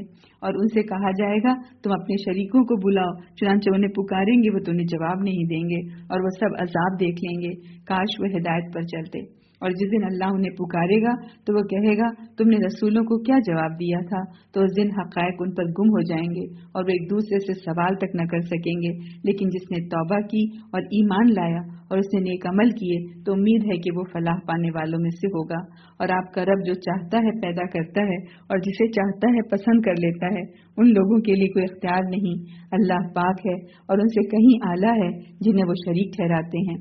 اور آپ کا رب جانتا ہے جو کچھ ان کے سینے چھپاتے ہیں اور جو کچھ وہ ظاہر کرتے ہیں، اور وہی اللہ ہے، اس کے سوا کوئی معبود نہیں۔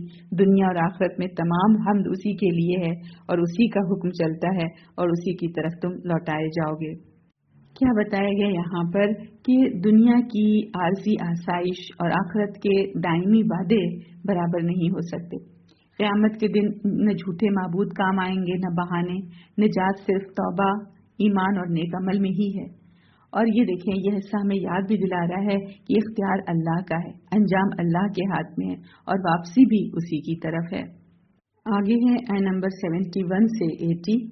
اے نبی کہہ دیجئے دیکھو تو اگر اللہ تم پر قیامت تک ہمیشہ کے لیے رات ہی طاری کر دے تو اللہ کے سوا کون الہ ہے جو تمہیں روشنی یعنی دن لا دے؟ کیا پھر تم سنتے نہیں؟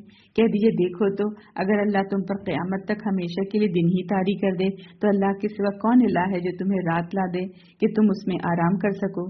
کیا پھر تم دیکھتے نہیں؟ اور اس نے اپنی رحمت ہی سے تمہارے لیے رات اور دن بنائے تاکہ تم اس رات میں آرام کرو اور تاکہ تم دن میں اس کا فضل تلاش کرو اور شاید کہ تم شکر کرو۔ اور جس دن اللہ انہیں پکارے گا پھر وہ کہے گا کہاں ہیں میرے وہ شریک جنہیں تم میرا شریک سمجھتے تھے؟ اور ہم ہر امت میں سے ایک گواہ نکالیں گے، پھر ہم کہیں گے تم میرے ساتھ شرک کرنے پر اپنی دلیل لاؤ، پھر وہ جان لیں گے کہ بے شک سچی بات اللہ ہی کی ہے اور ان سے گم ہو جائے گا جو کچھ وہ جھوٹ گڑھتے تھے۔ بے شک قارون موسیٰ کی قوم میں سے تھا، پھر اس نے ان پر ظلم کیا اور ہم نے اسے اس قدر خزانے دیے تھے کہ بلا شبہ اس کی چابیاں طاقتور مردوں کی ایک جماعت کو تھکا دیتی تھیں۔ یاد کرو جب اس کی قوم نے اس سے کہا تو اترا مت، بے شک اللہ اترانے والوں کو پسند نہیں کرتا، اور جو کچھ اللہ نے تجھے دیا ہے تو اس سے آخرت کا گھر تلاش کر اور تو دنیا میں بھی اپنا حصہ مت بھول، اور تو لوگوں سے ایسے احسان کر جیسے اللہ نے تجھ پر احسان کیا ہے، اور تو زمین میں فساد نہ کر، بے شک اللہ فسادیوں کو پسند نہیں کرتا۔ قارون نے کہا مجھے تو یہ مال صرف اس علم کی بنا پر دیا گیا ہے جو میرے پاس ہے، کیا وہ نہیں جانتا تھا کہ بے شک اللہ نے اس سے پہلے ایسے بہت سے لوگ ہلاک کر دیے تھے جو قوت میں اس سے زیادہ تھے اور مال یا جماعت میں زیادہ تھے، اور مجرموں سے ان کے گناہوں کے بارے میں نہیں پوچھا جاتا۔ پھر وہ اپنے پورے کر و فر کے ساتھ اپنی قوم کے سامنے نکلا تو جو لوگ دنیا کی زندگی چاہتے تھے کہنے لگے کاش ہمارے لیے بھی وہ سب کچھ ہوتا جو قارون کو دیا گیا ہے، بلاشبہ بڑے نصیبے والا ہے۔ اور جن لوگوں کو علم دیا گیا تھا ان نے کہا افسوس تم پر، اس شخص کے لیے اللہ کا ثواب بہتر ہے جو ایمان لایا اور اس نے نیک عمل کیے، اور یہ بات صبر کرنے والوں ہی کو سکھائی جاتی ہے۔ ان آیات میں ہم دیکھیں کہ پہلے کیا بات ہے، رات اور دن کی گردش۔ رات اور دن کی گردش ہمیں یہ یاد دلاتی ہے کہ نظام ایک ہی رب کے ہاتھ میں ہے۔ پھر ہم دیکھیں کہ قارون کا واقعہ جو ہے وہ آ رہا ہے، تو یہاں پر ایک تصویر اس طرح دکھائی جا رہی ہے کہ دل کے دو راستے ہیں، ایک وہ جو مال کو اپنی قابلیت کا نتیجہ سمجھ کر اتراتا ہے اور کہتا ہے کہ یہ سب مجھے میرے علم سے ملا ہے، اور دوسرا وہ ہے جو علم کے باوجود عاجزی اختیار کرتا ہے اور کہتا ہے کہ اللہ کا دیا ہوا بہتر ہے ان لوگوں کے لیے جو ایمان لائے اور عمل صالح کریں۔ یہاں اصل پیغام مال کی مذمت نہیں ہے کہ مال برا ہے، نہیں، بلکہ غرور کی مذمت ہے۔ قارون کے پاس خزانے تھے مگر دل خالی تھا، جبکہ اہل علم کے پاس اللہ کی پہچان تھی، اس لیے اس کی نگاہ دنیا کے ظاہر پر نہیں بلکہ آخرت کے اجر پر تھی۔ تو یہ آیات کیا سکھا رہی ہیں کہ ایمان، عمل صالح اور اخبات، وقبتو آتا ہے نا، عمل عملا صالحا وقبتو، یعنی عاجزی اور جھکا ہوا دل انسان کو بچاتے ہیں۔ اور تکبر اگر آ جائے تو وہ علم کو بھی اور مال کو دونوں کو ہلاکت کی طرف لے کر چلا جاتا ہے۔ تو اصل کامیابی یہ ہے کہ نعمت ملے تو بندہ اور زیادہ جھک جائے، نہ کہ اور زیادہ اترانے لگے۔ تو یہی ہے کہ نعمت اگر شکر کے بغیر ہو تو وہ غرور بن جاتی ہے، جیسے اس نے کہا نا قارون نے کہ یہ مجھے میرے علم سے ملا ہے، تو یہی تکبر کی جڑ ہے۔ تو اہل علم نے یاد دلایا کہ اصل کامیابی مال میں نہیں بلکہ ایمان اور آخرت کے اجر میں ہے۔ آگے ہے آیت نمبر 81 سے 88۔ چنانچہ ہم نے اسے اور اس کے گھر کو زمین میں دھسا دیا، پھر اس کے لیے اس کے حامیوں کی کوئی ایسی جماعت نہ تھی جو اللہ کے مقابلے میں اس کی مدد کرتی، اور نہ وہ خود ہی بدلہ لے سکا۔ اور جنہوں نے کل اس کے مرتبے کی تمنا کی تھی وہ صبح اٹھ کر کہنے لگے، ہائے شامت، اللہ اپنے بندوں میں سے جس کے لیے چاہے رزق کشادہ کرتا ہے اور جس کے لیے چاہے تنگ کرتا ہے۔ اگر اللہ نے ہم پر احسان نہ کیا ہوتا تو بے شک وہ ہمیں بھی دھسا دیتا۔ ہائے شامت، کافر فلاح نہیں پاتے۔ وہ آخرت کا گھر ہم ان لوگوں کو دیں گے جو زمین میں نہ بڑائی چاہتے ہیں اور نہ فساد، اور اچھی عاقبت تو متقین ہی کی ہے۔ جو کوئی نیکی لائے گا تو اس کے لیے اس سے بہتر بدلہ ہوگا، اور جو کوئی برائی لائے گا تو برے عمل کرنے والوں کو وہی بدلہ دیا جائے گا جو وہ عمل کرتے تھے۔ بلا شبہ وہ اللہ جس نے آپ پر قرآن نازل کیا، یقیناً وہ آپ کو اچھے انجام تک پہنچانے والا ہے۔ کہہ دیجئے میرا رب خوب جانتا ہے کہ کون ہدایت کے ساتھ آیا اور کون کھلی گمراہی میں ہے، اور آپ امید نہیں رکھتے تھے کہ آپ کی طرف یہ کتاب القا کی جائے گی، مگر یہ آپ کے رب کی رحمت ہی سے القا ہوئی ہے، لہٰذا آپ کافروں کے مددگار ہرگز نہ ہوں، اور وہ کافر آپ کو اللہ کی آیات کی تبلیغ سے نہ روک دیں اس کے بعد کہ وہ آپ کی طرف اتاری گئیں، اور آپ انہیں اپنے رب کی طرف بلائیں اور مشرکوں میں سے ہرگز نہ ہوں، اور آپ اللہ کے ساتھ کسی اور الہ کو مت پکاریں، اللہ کے سوا کوئی الہ نہیں، ہر چیز ہلاک ہونے والی ہے سوائے اس کے چہرے کے، اسی کا حکم چلتا ہے اور تم سب اسی کی طرف لوٹائے جاؤ گے۔ ان آیات میں ہم دیکھیں کہ قارون کے انجام کو دکھا کر ایک بہت گہرا اور لرزہ دینے والا پیغام دیا گیا کہ جو شخص کل تک اپنے خزانوں کے ساتھ نکلا تھا اور لوگ اس کی چمک دمک دیکھ کر حسرت کر رہے تھے، وہ ایک لمحے میں زمین میں دھسا دیا گیا، نہ اس کا مال کام آیا نہ اس کی جماعت کام آئی۔ یہاں بتایا گیا کہ تکبر کا انجام جو ہے ہمیشہ زوال ہے، اور اللہ کے مقابلے میں کوئی طاقت نہیں ٹھہر سکتی۔ پھر وہی لوگ جو کل تک اس جیسا بننا چاہتے تھے فوراً کہنے لگے کہ واقعی اللہ ہی رزق کو کشادہ اور تنگ کرتا ہے، اگر اللہ ہم پر فضل نہیں کرتا تو ہمیں بھی دھسا دیتا۔ یعنی دنیا کی چمک ایک دھوکہ ہے جو حقیقت سامنے آتے ہی ٹوٹ جاتا ہے۔ اور پھر ہم دیکھیں کہ آخر میں اعلان کر دیا گیا کہ آخرت کا گھر ان لوگوں کے لیے ہے جو زمین میں بڑائی اور فساد نہیں چاہتے، اور انجام کیا بتائیں؟ متقیوں کے لیے، اور ہر چیز فنا ہونے والی ہے سوائے اللہ کے۔ تو مطلب یہ کہ پیغام یہ تھا کہ اصل کامیابی عاجزی، تقوی اور اللہ سے تعلق میں ہے، نہ کہ مال، نمود اور غرور میں، اور جو اللہ کو مقصد بنا لے وہی باقی رہنے والی کامیابی کو پا لیتا ہے۔ تو بہت مختصراً اگر ہم 2-3 لائن میں اس میسج کو سمجھیں، ان آیات میں جو لاسٹ کی آیات میں کہا گیا کہ قارون جو ہے زمین میں دھنس گیا، مال نے تو اسے نہیں بچایا، اور آخرت صرف ان کے لیے ہے جو نہ تکبر چاہتے ہیں نہ فساد چاہتے ہیں۔ اصل کامیابی تقوی ہے، نمائش نہیں ہے، اور آخری اعلان دیکھیں، ہر چیز فنا ہے، باقی صرف اللہ ہے۔ الحمدللہ سورۃ قصص مکمل ہوئی۔ سورۃ قصص میں اگر مجموعی طور پر ہم دیکھیں پوری سورت کو ایسے ایک گو میں دیکھیں کہ کیا کیا پیغام تھا ہمارے لیے، تو اس میں یہ ہے کہ اللہ کمزور کو اٹھا کر غالب کر دیتا ہے نا، موسیٰ علیہ السلام کو ہم دیکھیں، اور طاقت اور مال اور غرور والے جیسے فرعون اور قارون جو ہے ان کو مٹا دیتا ہے۔ اس لیے اصل کامیابی اللہ پر بھروسہ اور صبر اور عاجزی میں ہے، اور اللہ کی خاطر جو ہے ہجرت کرنے میں، یعنی ہر وہ چیز جو اللہ کہتا ہے اسے نہیں کرنا، اس کو چھوڑ کر ہٹ جانے میں ہے نا۔ اور جو بندہ اللہ کے لیے قدم اٹھاتا ہے اللہ اس کے لیے راستے کھول دیتا ہے، اور دنیا کی چمک نہیں بلکہ آخرت کا انجام ہی حقیقی معیار ہے۔ اور الحمدللہ اب شروع ہو رہی ہے سورۃ العنکبوت۔ یہ بھی مکی صورت ہے، اس کا بھی جو نزول کا جو وقت ہے وہی ہے کہ مسلمانوں پر ظلم ہو رہا تھا، آزمائشیں آ رہی تھیں اور دباؤ بھی بڑھ چکا تھا۔ اس کا جو سینٹرل تھیم ہے وہ یہ ہے کہ ایمان صرف دعویٰ نہیں ہے، آزمائش سے گزرنا لازم ہے۔ پچھلی قوموں کی مثالیں بھی آئیں گی، ہجرت، صبر اور توکل، اس پر بات ہم دیکھیں گے، باطل کی کمزوری دیکھیں گے، مکڑی کے جال کی مثال اسی میں آئے گی، اور عنکبوت نام اسی لیے ہے، اس کا مطلب ہوتا ہے مکڑی۔ اور پھر دیکھیں ابھی ہم نے سورۃ القصص پڑھی تو وہاں پر کیا دکھایا گیا کہ اللہ کی تدبیر غالب ہے اور ظالم انجام کو پہنچتے ہیں. اور سورۃ العنکبوت میں انشاءاللہ ہم پڑھیں گے کہ اس انجام تک پہنچنے سے پہلے مومن کو آزمائش سے گزرنا پڑتا ہے. شروع کرتے ہیں. آیت نمبر 1 سے 10 دیکھتے ہیں. الف لام میم. کیا لوگوں نے یہ سمجھ رکھا ہے کہ وہ صرف یہ کہنے پر چھوڑ دیے جائیں گے کہ ہم ایمان لائے اور انہیں آزمایا نہیں جائے گا؟ اور ہم نے ان لوگوں کو آزمایا ہے جو ان سے پہلے تھے، چنانچہ اللہ ان لوگوں کو ضرور ظاہر کرے گا جنہوں نے سچ بولا، اور وہ ضرور ظاہر کرے گا ان کو جو جھوٹے ہیں. کیا جو لوگ برے عمل کرتے ہیں انہوں نے یہ سمجھ رکھا ہے کہ وہ ہم سے بچ کر نکل جائیں گے؟ بہت برا ہے جو وہ فیصلہ کرتے ہیں. جو شخص اللہ سے ملاقات کی امید رکھتا ہے وہ جان لے کہ بلا شبہ اللہ کا وعدہ ضرور آنے والا ہے اور وہ خوب سننے والا، خوب جاننے والا ہے. اور جو شخص جہاد کرے تو بس وہ اپنے ہی فائدے کے لیے جہاد کرتا ہے. بے شک اللہ تمام جہان والوں سے بے نیاز ہے. اور جو لوگ ایمان لائے اور انہوں نے نیک عمل کیے ہم ان سے ان کی برائیاں ضرور مٹا دیں گے، اور جو عمل وہ کرتے رہے ہم انہیں ضرور ان کی بہترین جزا دیں گے.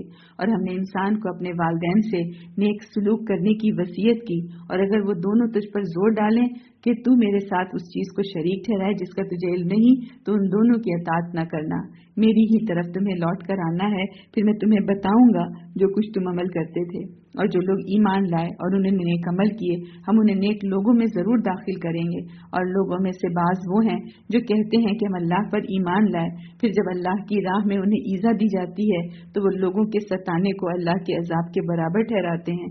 اور اگر آپ کے رب کی طرف سے مدد آ جائے تو وہ ضرور کہیں گے بے شک ہم تمہارے ساتھ تھے. کیا جو کچھ جہان والوں کے سینوں میں ہے اللہ اسے خوب جاننے والا نہیں؟ ہم دیکھیں ان آیات میں کیا پیغام ہے کہ ایمان کا امتحان جو ہے زندگی کا حصہ ہے. یعنی ایمان کا مطلب آزمائش سے گزرنا ہے. دعویٰ تو آسان ہے، ثابت قدمی مشکل ہے. اللہ جن لوگوں کو چنتا ہے انہیں مشکلات اور آزمائشوں سے گزارتا ہے تاکہ سچے مومن ثابت ہوں اور صبر اور تقوی اختیار کرنے والا اللہ کی مدد اور کامیابی کو پالے. تو یہ صورت ہمیں سکھا رہی ہے کہ تکلیف جو ہے وہ سزا یا عذاب نہیں ہے بلکہ سچائی کا ایک امتحان ہے. آگے ہے آیت نمبر 11 سے 20. اور اللہ انہیں ضرور ظاہر کرے گا جو ایمان لائے، اور وہ منافقوں کو بھی ضرور ظاہر کرے گا. اور جن لوگوں نے کفر کیا انہوں نے ایمان والوں سے کہا تم ہمارے راستے کی پیروی کرو اور ہم تمہارے گناہ اٹھا لیں گے، حالانکہ ان کے گناہوں میں سے کچھ بھی نہیں اٹھائیں گے. بے شک وہ جھوٹے ہیں اور یقیناً وہ اپنے بوجھ اور اپنے بوجھوں کے ساتھ کئی اور بوجھ اٹھائیں گے، ضرور اٹھائیں گے.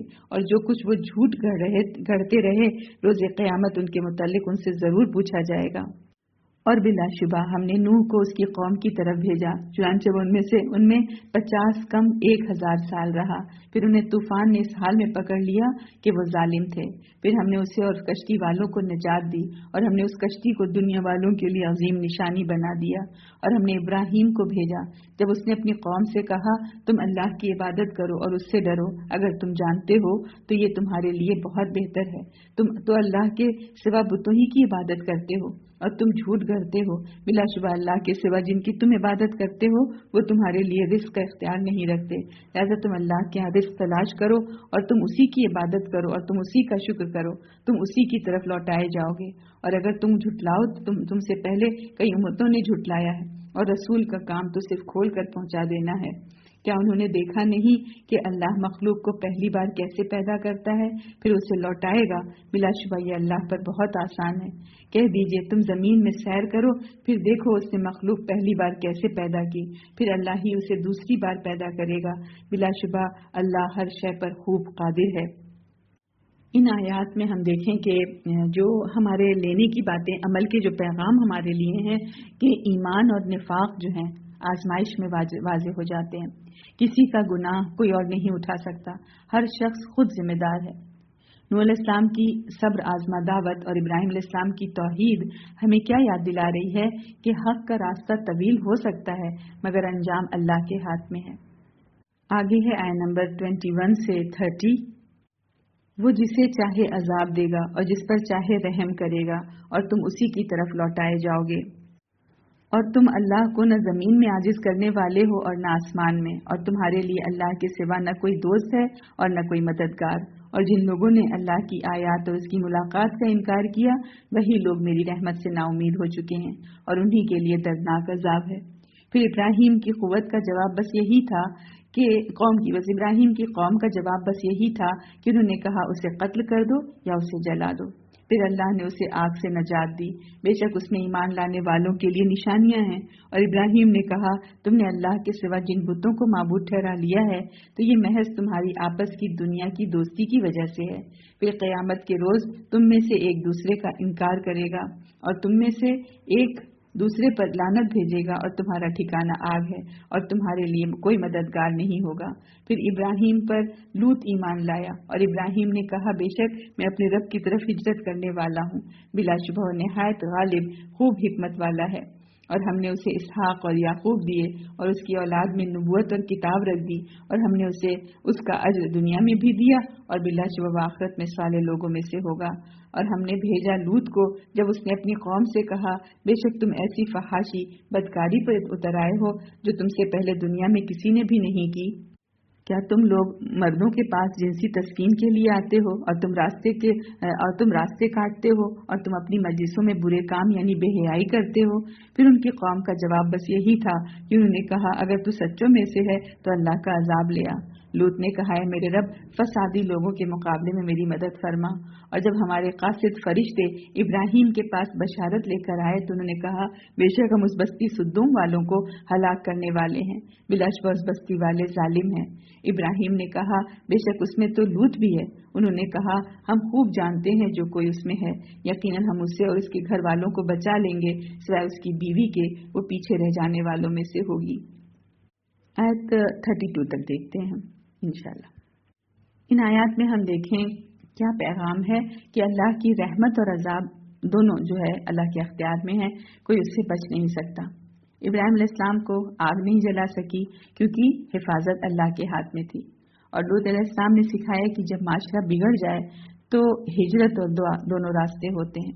تو یہ حصہ ہمیں یاد دلا رہا ہے کہ ایمان کا راستہ کبھی کبھی تنہا ہوتا ہے مگر مدد ہمیشہ اللہ کی طرف سے ہی آتی ہے۔ آگے ہے آیت نمبر 33 سے 40۔ اور جب ہمارے قاصد لوط کے پاس آئے تو وہ ان کے آنے پر غمزدہ ہوا اور ان کی وجہ سے اس کا سینہ تنگ ہوا، اور فرشتوں نے کہا تو مت ڈر اور مت غم کھا، بلا شبہ ہم تجھے اور تیرے گھر والوں کو نجات دینے والے ہیں سوائے تیری بیوی کے، وہ پیچھے رہ جانے والوں میں سے ہے۔ بے شک ہم اس بستی والوں پر ان کے فسق کی وجہ سے آسمان سے عذاب نازل کرنے والے ہیں، اور بلا شبہ ہم نے اس بستی کو ان لوگوں کے لیے بطور کھلی نشانی چھوڑ رکھا ہے جو عقل رکھتے ہیں۔ اور ہم نے مدین کی طرف ان کے بھائی شعیب کو بھیجا تو اس نے کہا ہے میری قوم اللہ کی عبادت کرو اور آخرت کے دن کی امید رکھو اور تم زمین میں فساد کرتے نہ پھرو۔ پھر انہوں نے اسے جھٹلایا تو انہیں زلزلے نے آ پکڑا، پھر وہ اپنے گھروں میں اوندھے پڑے رہ گئے، اور عاد اور سمود کو بھی ہم نے ہلاک کیا، اور یہ بات تمہارے لیے ان کے تباہ شدہ مساکن سے واضح ہو چکی ہے، اور شیطان نے ان کے اعمال ان کے لیے مزین کر دیے تھے، پھر اس نے انہیں سیدھی راہ سے روک دیا، حالانکہ وہ سمجھ بوجھ والے تھے، اور قارون اور فرعون اور حامان کو بھی ہلاک کر دیا، اور بلا شبہ ان کے پاس موسیٰ کھلی نشانیاں لے کر آئے، پھر بھی انہوں نے زمین میں تکبر کیا اور وہ عذاب سے بچ کر نکل جانے والے نہ تھے۔ پھر ہم نے ہر ایک کو اس کے گناہ پر پکڑا، چنانچہ ان میں سے کوئی تو وہ تھے جن پر ہم نے پتھراؤ کرنے والی آندھی بھیجی، اور ان میں سے کوئی وہ تھے جنہیں چنگاڑ نے آ پکڑا، اور ان میں سے کوئی وہ تھے جنہیں ہم نے زمین میں دھسا دیا، اور ان میں سے کوئی وہ تھے جنہیں ہم نے غرق کر دیا، اور ان پر ظلم کرنے والا نہیں تھا بلکہ اور اللہ ان پر ظلم کرنے والا نہیں تھا بلکہ وہ خود ہی اپنے آپ پر ظلم کرتے تھے۔ ہم یہاں دیکھیں ان آیات میں کیا بیان ہوا، کتنی ہلاکتیں دکھائیں کہ قارون، فرعون اور ان کے لشکر، پتھروں کی بارش، سمندر میں غرق، آگ کی لپیٹ میں پھنسنا، یہ سب ایک ہی پیغام کے بتانے کے لیے ہیں کہ جو انسان فسق، غرور، تکبر، انا اور بغاوت کے راستے پر چلتا ہے تو وہ اللہ کی پکڑ سے بچ نہیں سکتا۔ عمل کا پیغام یہ ہے کہ مال، طاقت، عزت اور دنیاوی مرتبہ غرور کا ذریعہ نہ بننے پائے بلکہ عاجزی، تقوی اور اللہ کی رضا کے لیے استعمال ہو۔ جو ایمان اور عمل صالح کے ساتھ اللہ کے سامنے جھکتا ہے وہی حقیقی کامیابی پاتا ہے، اور جو خود کو بڑا سمجھے اللہ اسے زمیں بوس کر دیتا ہے۔ آگے ہے آیت نمبر 41 سے 44۔ اور ان لوگوں کی مثال جنہوں نے اللہ کے سوا کارساز بنائے، مکڑی کی سی ہے کہ اس نے ایک گھر بنایا اور بے شک گھروں میں سب سے کمزور مکڑی کا گھر ہے۔ کاش وہ جانتے ہوتے۔ بلا شبہ اللہ جانتا ہے ان چیزوں کو جنہیں وہ اللہ کے سوا پکارتے ہیں، اور وہ نہایت غالب خوب حکمت والا ہے۔ اور یہ مثالیں ہم لوگوں کو سمجھانے کے لیے بیان کرتے ہیں، اور انہیں بس علم والے ہی سمجھتے ہیں۔ اللہ نے زمین اور آسمان حق کے ساتھ پیدا کیے ہیں، بلا شبہ اس میں مومنوں کے لیے عظیم نشانی ہے۔ ان آیات میں ہم دیکھیں کہ کیا ہے کہ باطل سہارا مکڑی کے جالے کی طرح ہے کہ ظاہر میں بنا ہوا مگر حقیقت میں کمزور۔